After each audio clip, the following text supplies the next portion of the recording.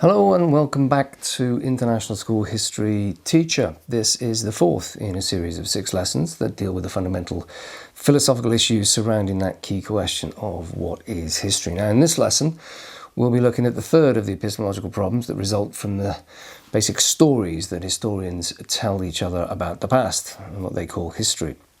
Among the highlights for me will be drawing pictures of chairs, explaining why facts are like fish, and using my favourite definition of history, which is the plausible plastered over the forgotten. On with the lesson.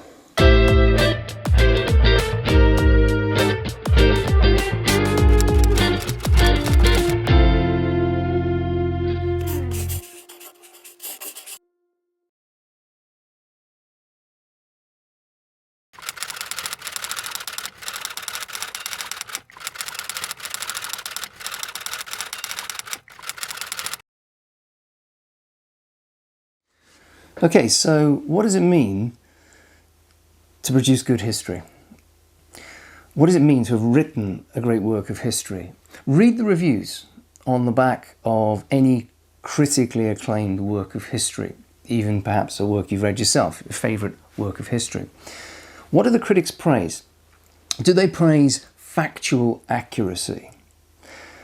Does it say, historian X has produced a great book with lots of accurate dates and events that have been described in the right order? I don't think so. I don't think so. I don't think so. I don't think so.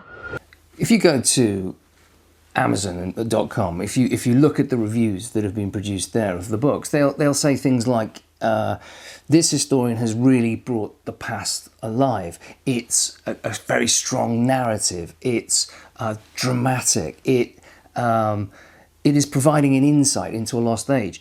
It's history for our time, etc., etc., etc.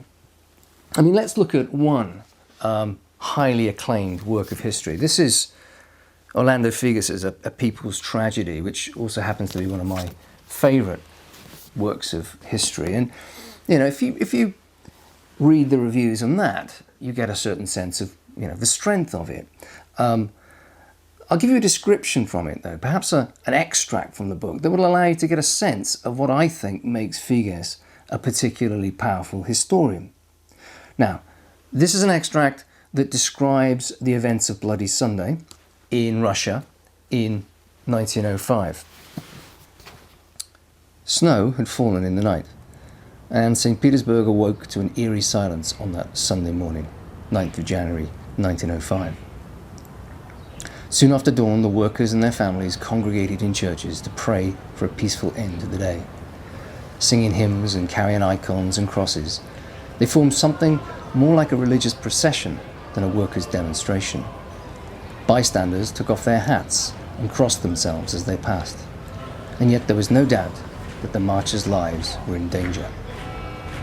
Church bells rang, and their golden domes sparkled in the sun on that Sunday morning as the long columns marched across the ice towards the centre of the city. In the front ranks were the women and children, dressed in their Sunday best, who had been placed there to deter the soldiers from shooting. At the head of the largest column was the bearded figure of Father Gappa, in a long white cassock, carrying a crucifix. Behind him was a portrait of the Tsar, and a large white banner with the words, "Soldiers, do not shoot at the people." Red flags had been banned. Suddenly, a bugle sounded, and the soldiers fired into the crowd. A young girl who had climbed up onto an iron fence to get a better view was crucified to it by a hail of bullets. A small boy who had mounted the equestrian statue of Prince Przewalski was hurled into the air by a volley of artillery. Other children were hit and fell from the trees where they'd been perching. When the firing finally stopped and the survivors looked around at the dead and the wounded bodies on the ground, there was one vital moment, the turning point of the whole revolution, when their mood suddenly changed from disbelief to anger. So, okay, I exaggerated a little with those sound effects and the music and so on, but we strip back that narrative to its factual core, to its chronology, And what are we left with? If we remove the selected emphasis on the massacred children, the anecdote, the poetic scene setting of the eerie silence and the snow, that dramatic structure that he provides, the figurative language, the moral judgment, what are we left with? And it's the last line in particular which is both the most important and least verifiable. It is also the most historical line in the whole extract. One vital moment, the turning point of the whole revolution, when their mood suddenly changed from disbelief to anger.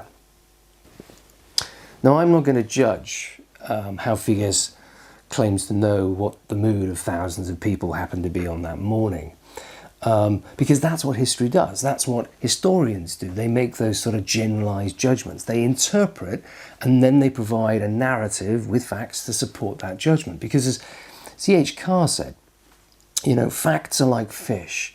And historians actually don't go out fishing in the random way they do when they go fishing in the ocean. No, historians go to the fishmongers and they select from the slab of fish that have already been categorized into species and size and have been gutted, ready to be served up in whatever dish the historian feels like cooking. Most importantly, I think, Figues' historical judgment cannot be disproved by comparing it to a truth that somehow lies hidden in the past, waiting for the historian to uncover.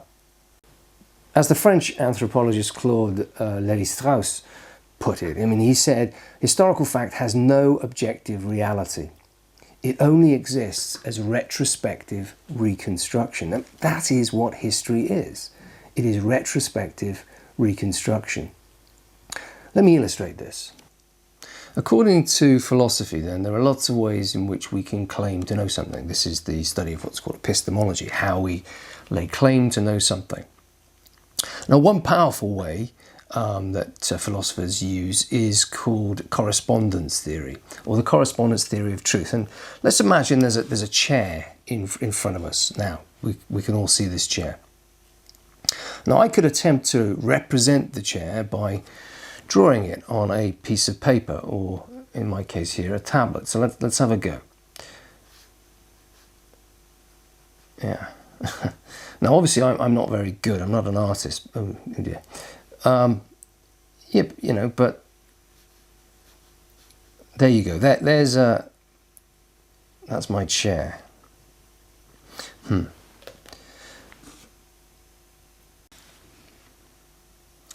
Now, my friend, who is much better at drawing than me, could also have a go. Now, as you can see, they've managed to represent the chair in a much more realistic, much more effective, truthful way. And what we can see by comparing the quality of the drawings is that my friend has made a better representation of the chair than I have. And I can conclude this, I can be sure of this, because I can compare our drawings of the chair to the original true version of the chair that we look at.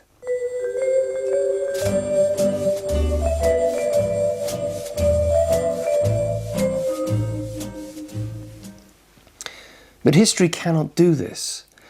The past has no meaning, it has no structure, it has no narrative to compare to. History and the past are completely different things. They cannot be compared. It is the historian, someone like Figues, who gives the past meaning, and this largely comes from his or her imagination. So why is Figues' account, his book, good history? It's not good because it is more like the past. It's good because we enjoy it, because it brings the past alive, because it is better than other accounts, and that's the point. It is better than other accounts. We can compare it to other accounts, and it can only be compared to other accounts. It cannot be compared to the past itself. As Hayden White, the most influential commentator on the importance of narrative in history, has argued, the events must be not only registered within the chronological framework of their original occurrence, but narrated as well. That is to say, revealed as possessing a structure, an order of meaning that they do not possess as mere sequence. It is the historian who provides both the structure and the meaning.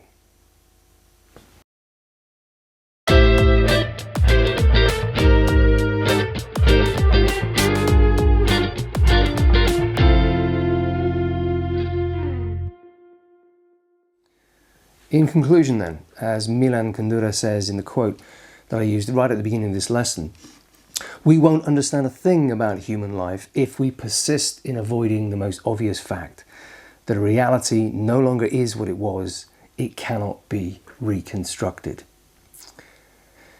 In the story told in the novel Ignorance, from which that quote comes, the main character, Joseph, comes across an old diary from his adolescence. It's a primary source about his own life that he himself wrote at that time.